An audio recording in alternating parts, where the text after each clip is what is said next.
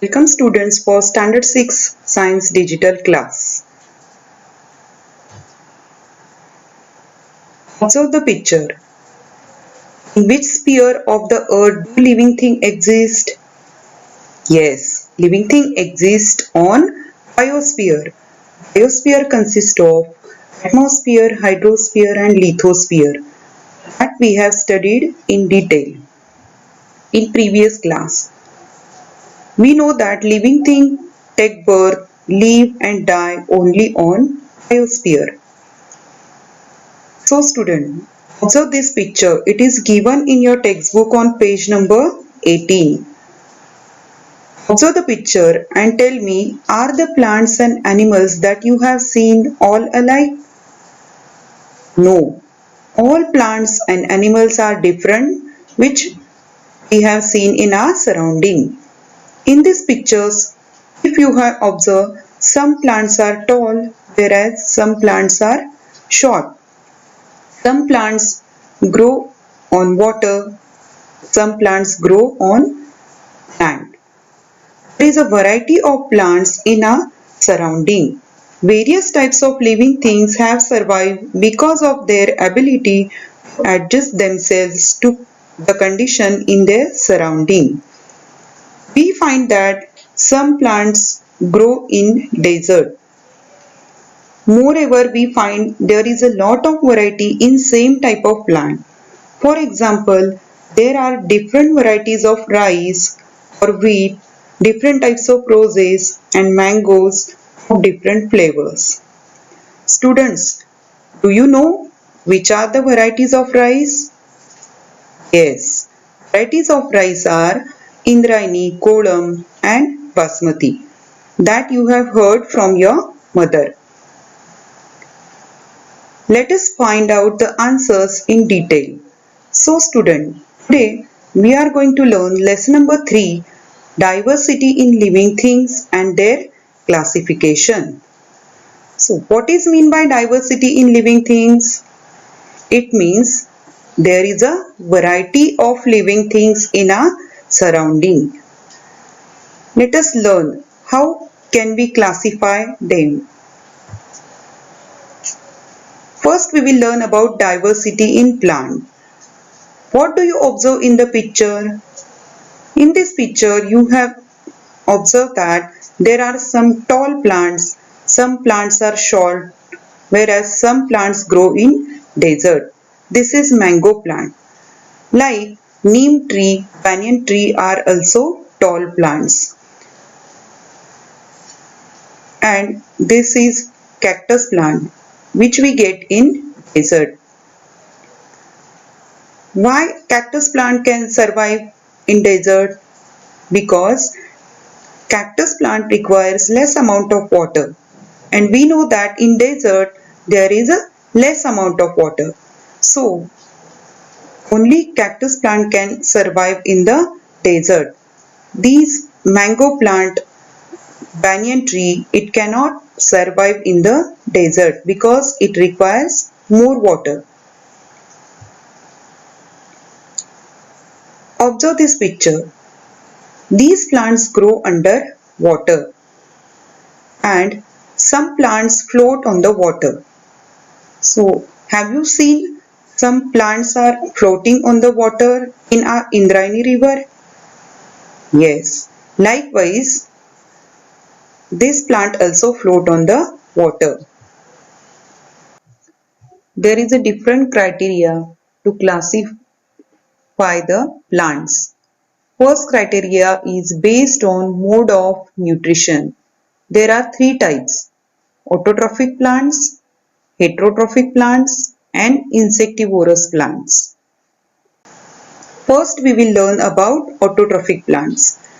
Plants make their own food in sunlight. Such plants are called autotrophic plants. For example, the hibiscus, pomegranate and periwinkle. Observe this plant. This is hibiscus plant and this is pomegranate plant. These type of plants make their own food in sunlight. What we call this process? Its process is photosynthesis. Now next type, that is heterotrophic plant. Some plants like funguses, loranthus and dodder use other plants for their food.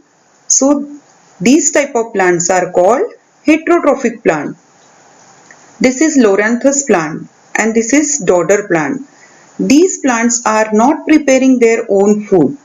They depend on other plants for their food. So therefore it is said as heterotrophic plant. Next type is insectivorous plant. Plants which consume insect, they are called insectivorous plant. Observe the picture. In this picture you have seen these all plants are insectivorous plant because they consume insect.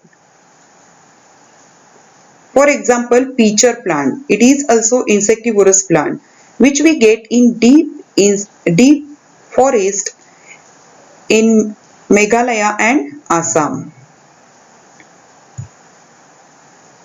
Now we will learn about the structure of plant.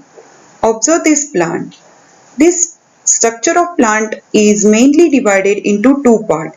The part which grows above the ground is called stem and the part which grows below the ground is called root. The root, stem and leaves are main parts of plant. Now we will learn about these parts in detail. Also this diagram, it is given in your textbook on page number 19. First part we will study about flower. These are flowers. This is the most attractive part of plant. It is connected to the stem by a stalk. This is stalk. This stalk is short or long which is connected to the stem. This is stem. A flower has typical color and shape. A flower is an important means of reproduction. So this is the main function of flower. Next part is stem. This is stem. The height, shape and size of plant depends upon the stem. The stem carries out the function of production, conduction and storage of food. In some plant, it has function of reproduction. The stem gives support to other parts of the plant. Next part is leaf. There are two types of leaf, simple leaf and compounded leaf. For example, hibiscus plant has simple leaf. This simple leaf is connected with the stalk. This is stalk. And compounded leaf, many leaves are connected with one stalk. So this is the difference between simple leaf and compound leaf. For example, rose plant and marigold plant. If you have these plants in your surrounding, just compare leaf of both the plants. Generally, leaf is in green color. Next part is fruit. There are different types of fruit in our surrounding. Fruits have different shapes. Fruits contain one seed or more seed. Student, tell me which fruit contains one seed? Yes. Jamun tree, jamun fruit has one seed and mango fruit has one seed. Now tell me which fruits has many seeds? Yes, jackfruit, papaya, chickoo has many seeds. The pods of beans and peas are also actually fruit. They have also many seeds. Now we will learn about root. The part which grows below the ground is called root. There are two types, taproot and fibrous root. This is taproot, means it has one root and some hair-like roots are present which is connected to the main root. So, carrot, radish and beetroot has taproot. This is fibrous root, which is a network of roots. For example, grass is having fibrous root. What is the function of root? Root hold the soil firmly and anchor the plant. The main function of the root are to absorb and transport water and nutrients from the soil. We know that there is a water and nutrients in the soil. So these roots absorb this water and nutrient from the soil and it transport to all parts of the plant. So this is the main function of root. The roots of the carrot and radish also store food. So student, you understood about parts of plants? Okay. Now, why there is a need for classification of plants? Do you know? Yes. First, we will take one day-to-day example. In a class, there are 30 boys. So, how can you identify who is Atharva and who is Soham among them? Yes, both has separate name and both has different features. So easily we can identify this is Soham and this is Atharva. Likewise, we can classify plants also. There is some criteria to classify plants. While studying the diversity in plant, they are classified on the basis of similarities and differences in their structure, their organs and their characteristics. Who invented this method of classification of plants? The scientist Carl Linnaeus made the first scientific classification of plants, and this method of classification is used all over the world. Now one activity which is given in your textbook on page number 20. Students, you have to copy down this table from the textbook. You have to observe the plants which are there in your surrounding. Draw a table as shown below and complete it on the basis of information you gather. Here I have taken two plants, rose plant and mango plant. This is rose plant. First, we will observe this rose plant. Where does the plant grow? Rose plant grow on land.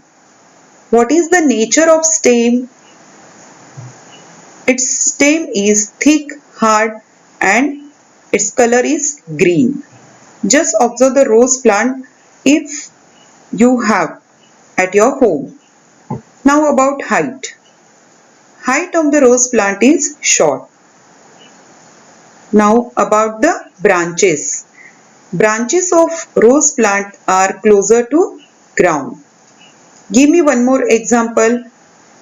Which plant's branches are closer to ground? Yes, marigold plant.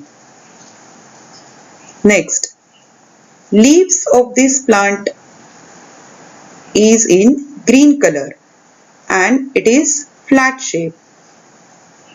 How is the color of flowers? There is a variety of color in rose plant like red color, pink color, yellow color and white color flowers you will get in your surrounding. Now nature of the fruit. Rose plant do not produce fruit. What is the use of these flowers? Remember student? Yes, whenever there are some functions in our school like Guru Purnima, Teachers Day, all students are giving rose plant to teachers, and this plant we can use it in bouquet also. It is ornamental plant. Now we will observe mango plant. Mango plant grow on land. It has big and hard stem. They grow tall. It has many branches. Color of leaf is green. Mango plant has flowers? Yes. The color of flower is yellowish. Nature of fruit. It has fruit. Yes. Mango plant produce fruit and the color of fruit is yellow color after ripen. What is the use of mango plant? We can use mangoes as a food, or we can use it that raw mango for making pickle. So student understood how to observe the plant.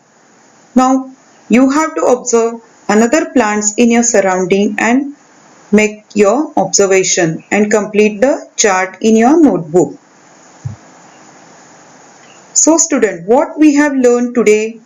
Today we have learned about diversity in plants, classification based on mode of nutrition, autotrophic, heterotrophic, insectivorous plants, the structure of plant, parts of plants, need for classification of plant and activity.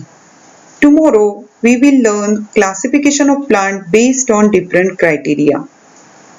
Read the lesson today and complete the activity and draw the picture which is given on page number 19, 3.2, the structure of a plant, and label them. Thank you for watching part 1 of lesson number 3. Next part we will learn in next video.